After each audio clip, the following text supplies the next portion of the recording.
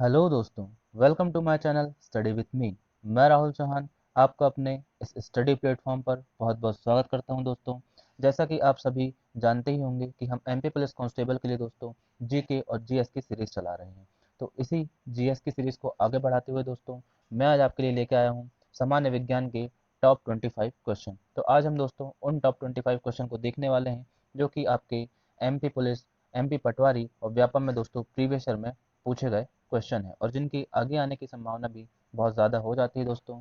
तो आज हम उन टॉप 25 क्वेश्चन को देखने वाले हैं। तो आइए बिना देरी करे हुए स्टार्ट करते हैं आज का ये सेशन। और आप अगर हमारे चैनल पर नए हैं दोस्तों तो प्लीज़ चैनल को सब्सक्राइब करना ना भूलें, जिससे आपको हमारी वीडियो की नोटिफिकेशन सबसे पहले पहुंचे।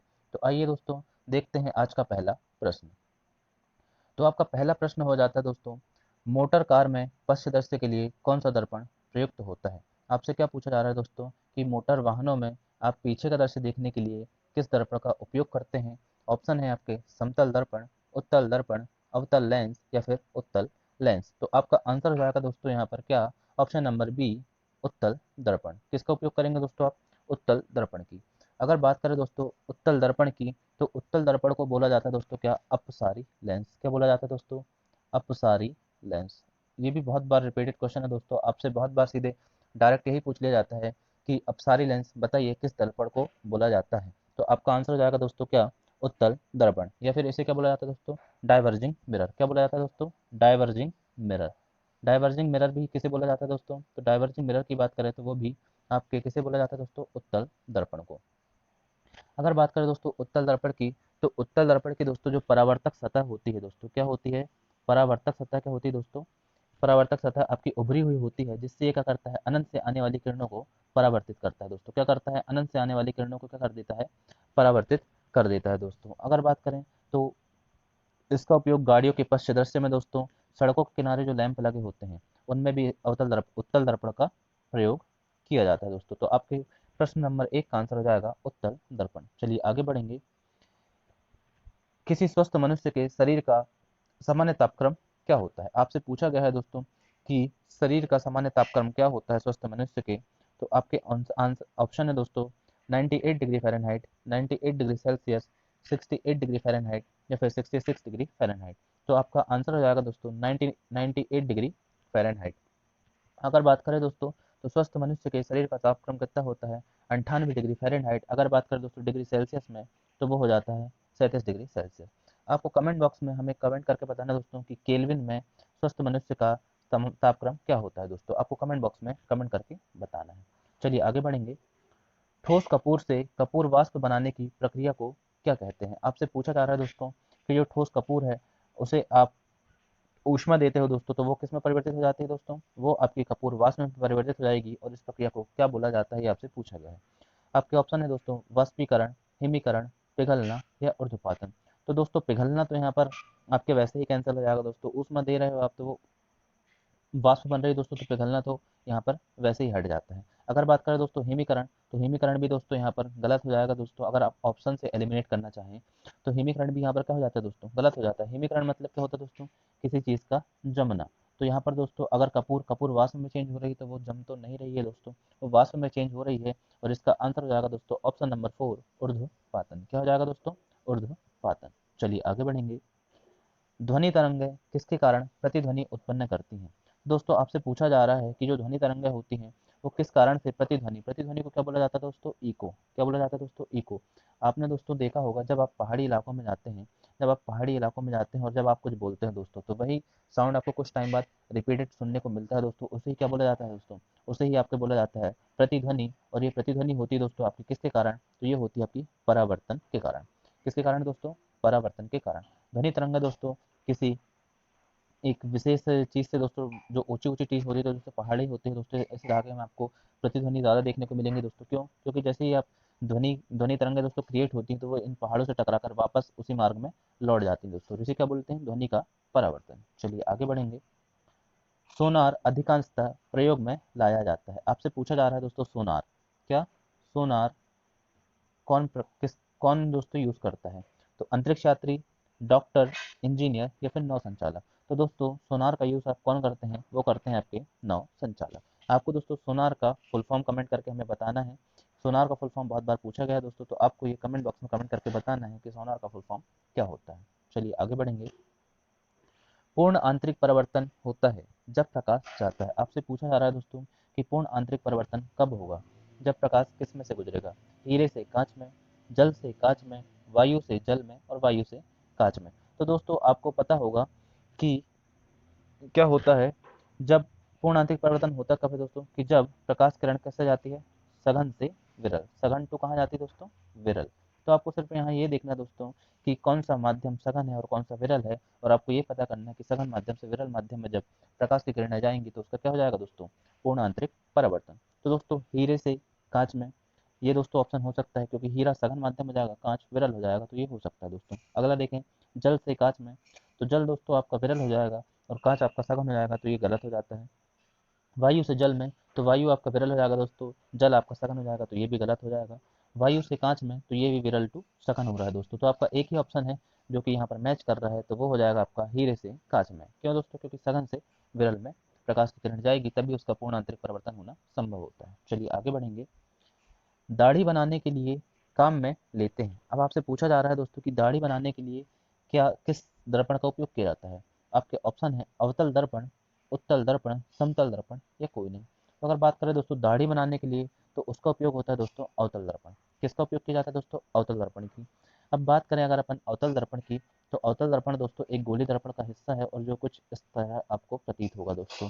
ये दोस्तों यहाँ पर पॉलिश की जाती है दोस्तों। अगर बात करें इसका परावर्तक सतह कैसा होता है दोस्तों, धंसा हुआ होता है। कैसा होता है दोस्तों, परावर्तक सतह यहाँ पर इनका धंसा हुआ होता है दोस्तों। तो ये क्या काम करता है दोस्तों, अनंत से आने वाली जो प्रकाश किरणें होता है उनको क्या करता है, सिकोड़ने का काम करता है दोस्तों। अनंत से आने वाली किरणों को क्या करता है, एक जगह कन्वर्ज करने का काम करता है दोस्तों। इसीलिए इसे क्या बोला जाता है, इसीलिए ही दोस्तों इसे अभी क्या बोला जाता है दोस्तों, अभिसारी लेंस। क्या बोला जाता है दोस्तों, अभिसारी। अभिसारी दर्पण किसे बोला जाएगा दोस्तों, ये बोला जाएगा आपके अवतल दर्पण को। और अपसारी लेंस किसे बोला जाता है दोस्तों, उत्तल दर्पण को। जैसे क्या बोलते हैं दोस्तों, कन्वर्जिंग लेंस। कन्वर्जिंग लेंस क्यों दोस्तों, क्योंकि ये कन्वर्ट कर रहा है सभी सभी जो अनंत से आने वाली किरणें होती है दोस्तों उनको एक जगह कन्वर्ट करने का काम करता है, इसीलिए इसे क्या बोला जाता है दोस्तों, कन्वर्जिंग मिरर बोला जाता है दोस्तों। अगर बात करें इसका और उपयोग की बात करें, तो सर्च लाइट में दोस्तों इसका उपयोग किया जाता है। इसमें दोस्तों सर्च लाइट में इसका उपयोग किया जाएगा। जो सिनेमा घरों में दोस्तों जो प्रोजेक्टर होता है उसमें इसका उपयोग किया जाता है दोस्तों, और दाढ़ी बनाने में भी इसका उपयोग किया जाता है। चलिए आगे बढ़ेंगे। ध्वनि तरंगों की प्रकृति कैसी होती है। आपसे पूछा जाता है दोस्तों कि ध्वनि तरंगों की प्रकृति होती कैसी है।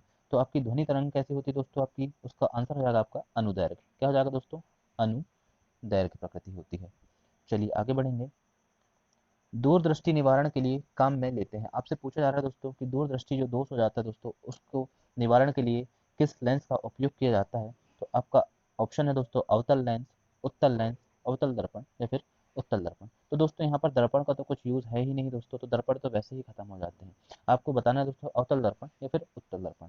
तो दोस्तों दूरदर्शी दोष में होता है दोस्तों आपका उत्तल लेंस। किसका यूज होता है दोस्तों, आपके उत्तल लेंस का। आप दोस्तों अगर इसे देखना चाहें तो दूर, दूर में ही क्या छुपा है दोस्तों, दू दा प्लस ऊर।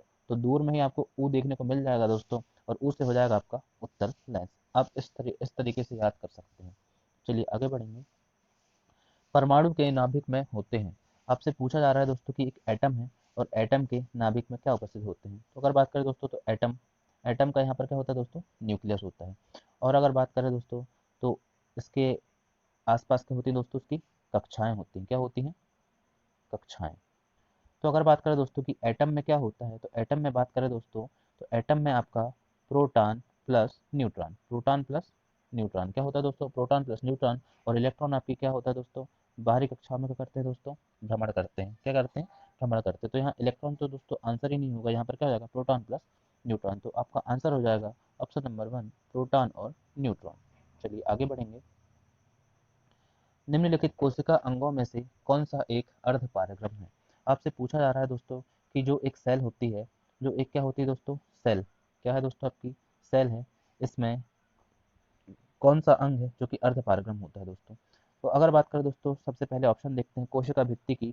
तो कोशिका भित्ति दोस्तों केवल किसमें पाई जाती है दोस्तों, पादप कोशिकाओं में। किसमें, पादप कोशिकाओं में पाई जाती है कोशिका भित्ति। जंतु कोशिकाओं में दोस्तों कोशिका भित्ति का अभाव होता है। अगर बात करें दोस्तों सेल मेम्ब्रेन की, तो ये कैसी होती है, इसकी इसकी प्रकृति दोस्तों अर्ध पारगम्य होती है। कैसी होती है दोस्तों? अर्ध पारगम्य होती है। और अगर बात करें दोस्तों कोशिका भित्ति की, तो इसकी प्रकृति दोस्तों होती है आपकी कैसी?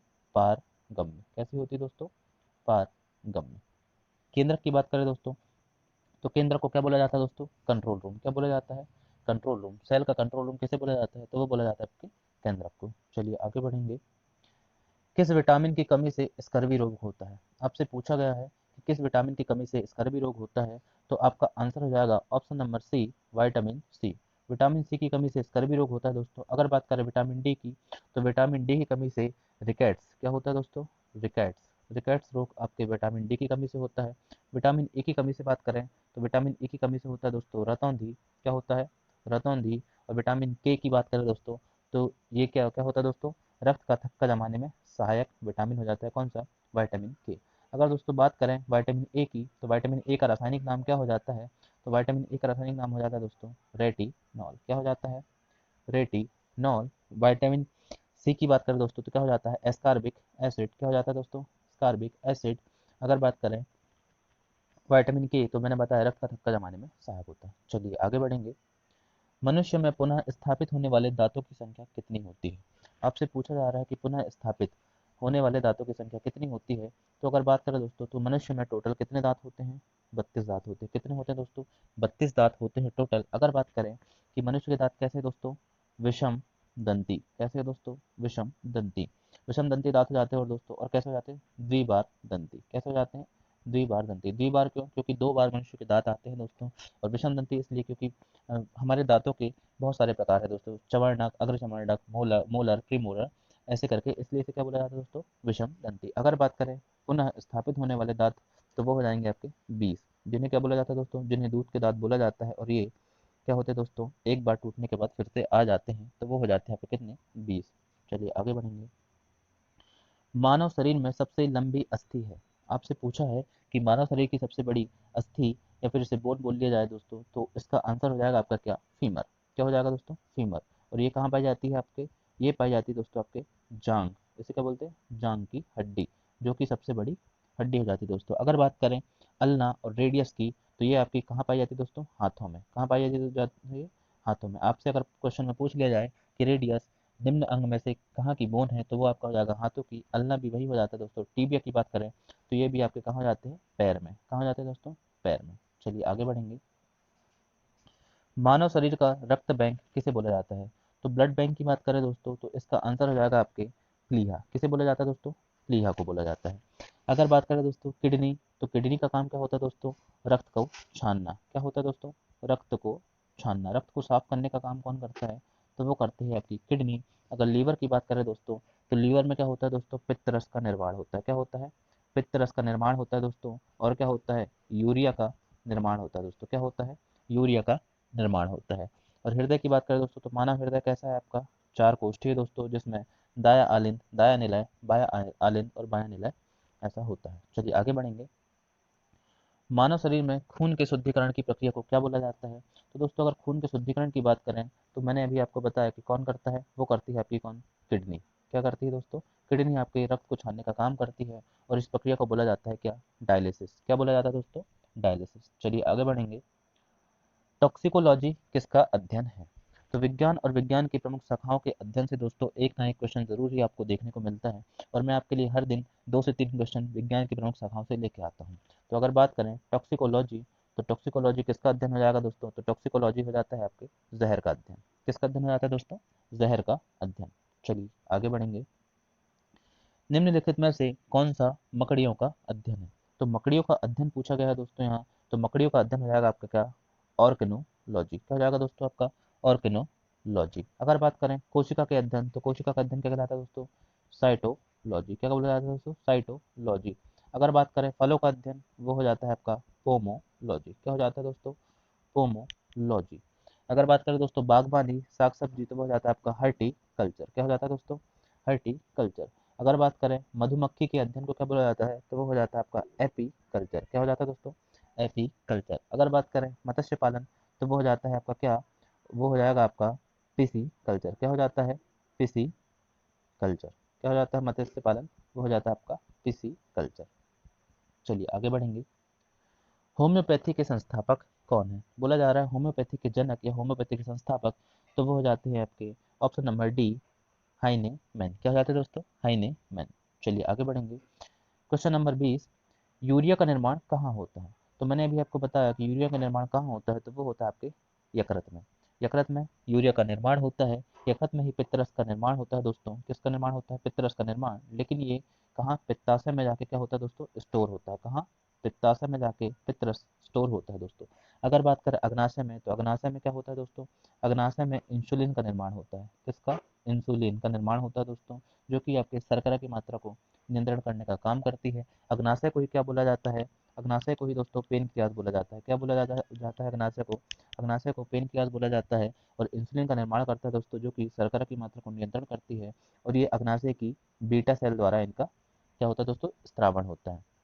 अगर बात करें छोटी आंत की, तो छोटी आंत में क्या होता है?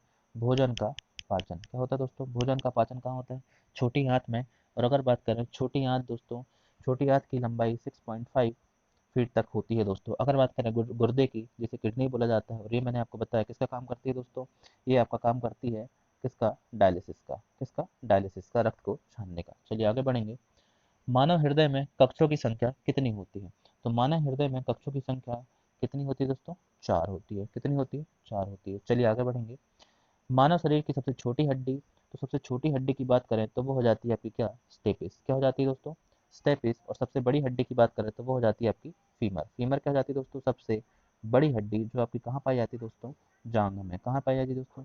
जांघ में। और अगर बात करें स्टेपिस, जो कि कर्ण में पाई जाती है, सबसे छोटी हड्डी हो जाती है। टीबिया मैंने आपको बताया, ये भी कहाँ? पैर की हड्डी हो जाती है दोस्तों। और अल्ना की बात करें तो ये आपकी हाथ की हड्डी हो जाती है। काहे की? हाथ की। चलिए आगे बात करें। अगर बात करें दोस्तों कि मनुष्य के शरीर में, वयस्क शरीर में कितनी हड्डियां होती है, तो वो होती हैं आपकी 206। कितनी? 206। शिशु की बात करें दोस्तों तो 300 प्लस। कितनी? 300 प्लस। चलिए आगे बढ़ेंगे।